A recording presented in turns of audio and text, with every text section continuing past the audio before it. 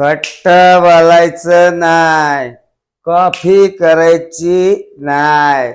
सांग बावड्या कस? मास्तर म्हणे तस.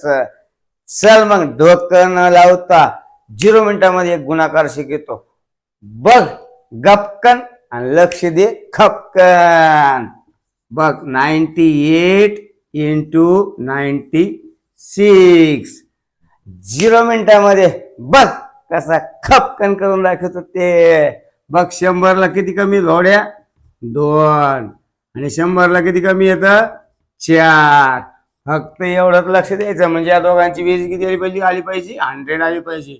आणि या दोघांची पण बेरीज किती आली पाहिजे? 100 आली पाहिजे भावड्या.